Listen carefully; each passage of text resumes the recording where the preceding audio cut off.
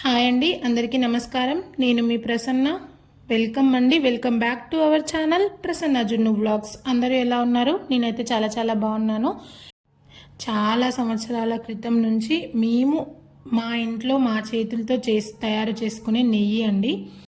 చాలా సంవత్సరాలు అంటే ఇంకా మా అమ్మమ్మలు, నానమ్మలు, ఇంకా పూర్వీకుల దగ్గర నుంచి మేము మా చిన్నప్పుడు మా అమ్మ తయారు చేసి బయట అమ్మేది నెయ్యి.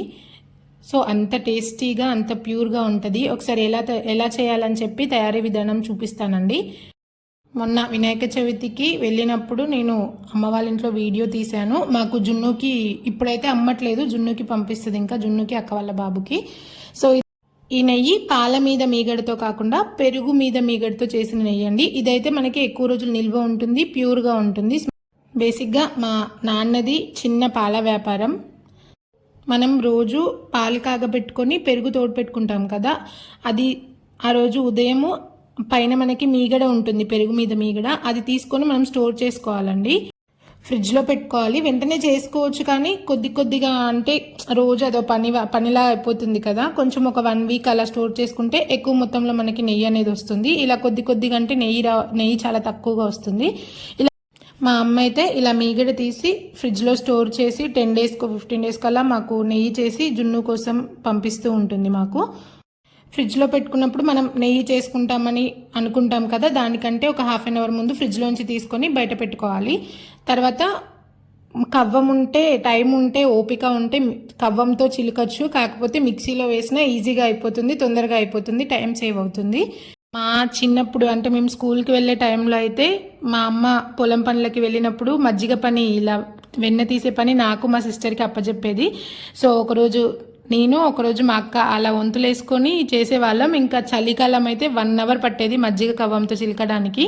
అప్పుడు మిక్సీలు ఇవన్నీ తెలియదు కదా, ఉన్నా కానీ అంత ఎక్కువ యూస్ చేసేవాళ్ళం కాదు.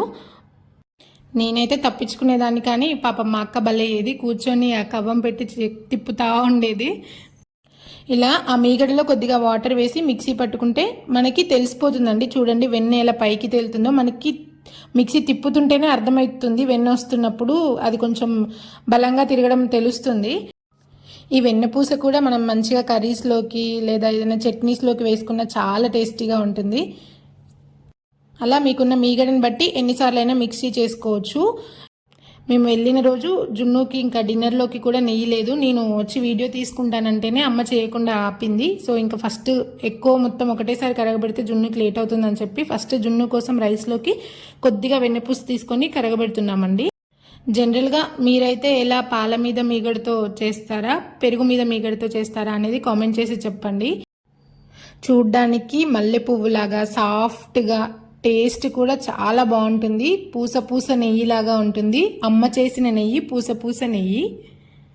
ఇలా మనం ఇంట్లో చేసుకున్న నెయ్యి బిర్యానీలోకి, చికెన్ బిర్యానీలోకి వేస్తే ఆ చికెన్ బిర్యానీ టేస్ట్ అనేది రెట్టింపు అవుతుంది అసలు. ఈ వెన్నపూసనైనా మనం ఫ్రిడ్జ్లో పెట్టుకొని ఒక 4-5 డేస్ తర్వాత అయినా మనం నెయ్యిలాగా కరగబెట్టుకోవచ్చు. ఇంకా వేరు చేసిన ఆ వెన్నపూసనంతా మనం ఒక గిన్నెలో వేసుకొని సిమ్లో పెట్టుకొని కరగబెట్టుకోవడమే. మధ్యలో పొంగుతూ ఉంటుంది, చూసుకుంటూ ఉండాలి. అలా మనం ఆ మీగడతో వచ్చిన మజ్జిగని మనం చెట్లకి వేస్తే చాలా మంచిది. లాస్ట్లో కొంచెం చూసుకుంటూ ఉండాలి. జస్ట్ 1 మినిట్ మిస్ అయినా ఇలా మనకి కలర్ చేంజ్ అవుతూ ఉంటుంది కరిగిన తర్వాత. మాకు అలాగే జరిగింది, అందుకే కొంచెం కలర్ మారింది. మేము జున్నుతో ముచ్చట్లలో పడి అది ఒక 1 మినిట్ లేట్ అయిపోయింది. సో అలా కలర్ చేంజ్ అయింది. అయినా ప్రాబ్లం ఏమి ఉండదు, నిల్వ ఉంటుంది. టేస్ట్ కూడా చాలా బాగుంటుంది. అన్నంలో వేసి పెట్టి మీ ఇంట్లో పిల్లలకి పెట్టండి. చాలా హెల్తీ అండ్ చాలా టేస్టీ కూడా. అది వేడి చల్లారిన తర్వాత మనం ఫ్రిడ్జ్లో స్టోర్ చేసుకోవచ్చు. నెయ్యి కరగబెట్టిన తర్వాత లాస్ట్లో మనకి గిన్నెకి అది ఉంటుంది కదా, గోదావరి అంటారు దాన్ని, అది కూడా చాలా బాగుంటుంది టేస్ట్. ఒకసారి ట్రై చేయండి. Thank you for watching.